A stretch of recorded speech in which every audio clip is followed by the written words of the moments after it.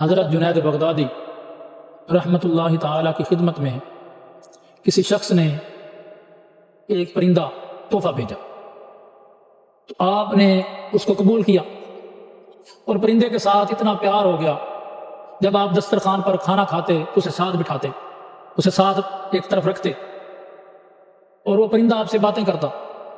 اور ایک دن پرندے نے کہا کہ اے اللہ کے ولی، آپ کتنے خوش نصیب ہیں، کتنے خوش قسمت ہیں، اپنے دوست احباب میں بیٹھتے ہیں، اپنے گھر والوں میں بیٹھتے ہیں، اپنی فیملی میں بیٹھتے ہیں، ان سے باتیں کرتے ہیں، ان سے محبت کرتے ہیں، لطف اندوز ہوتے ہیں، اور میں کتنا بد قسمت ہوں، بد نصیب ہوں کہ میرے چاہنے والا، میرے قبیلے کا، خاندان کا، یعنی میرا کوئی پرندہ ساتھی ادھر نہیں ہے، تو میں بدبخت ہوں۔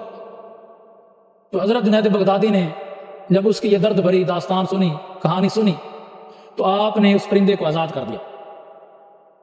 جب وہ پرندہ آزاد ہوا تو جاتے ہوئے اس پرندے نے کہا، اے اللہ کے ولی، میں ایک لمحہ اللہ کے ذکر سے غافل ہوا تھا تو میں جال میں، شکار میں آ گیا۔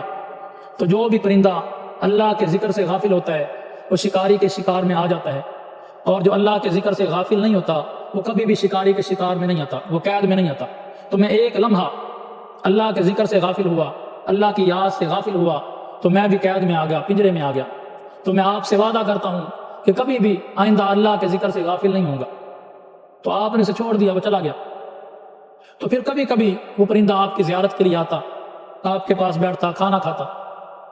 اور وہ حضرت جنید بغدادی نے اس پرندے کی بات جو سنی تو آپ لوگوں کو فرماتے کہ جب پرندہ ایک لمحہ اللہ کی یاد سے غافل ہوتا ہے تو وہ قید میں آ جاتا ہے، تو جب انسان ایک لمحہ اللہ کی یاد سے غافل ہوتا ہے تو اللہ بھی اس پر مصیبتیں، مشکلات ڈال دیتا ہے۔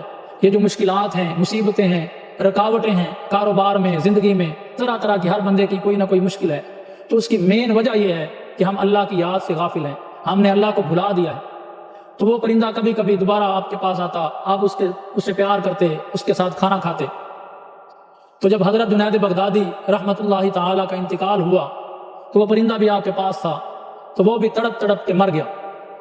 تو لوگوں نے دیکھا کہ اتنا آپ سے پیار کرتا ہے، تو انہوں نے سوچا کہ اسے بھی آپ کے ساتھ ہی دفن کر دیں۔ تو اس پرندے کو بھی حضرت جنید بغدادی رحمۃ اللہ تعالیٰ کی قبر میں دفن کر دیا گیا۔ تو کچھ عرصے بعد آپ کے مریدین نے خواب دیکھا، حضرت جنید بغدادی خواب میں آئے تو مریدوں نے پوچھا، حضور آپ کے ساتھ اللہ نے کون سا معاملہ کیا ہے؟ اللہ رب العزت نے آپ کے ساتھ کیسا سلوک کیا ہے؟ آپ کو سزا دی ہے یا جزا دی ہے؟ تو حضرت جنید بغدادی فرماتے ہیں، اللہ رب العزت نے مجھ پر رحم کیا ہے، اور رحم کرنے کی وجہ وہ پرندہ ہے کہ جس کو میں نے رحم کر کے چھوڑ دیا، تو اللہ نے اس پرندے پر رحم کرنے کی وجہ سے مجھ پر بھی رحم کیا۔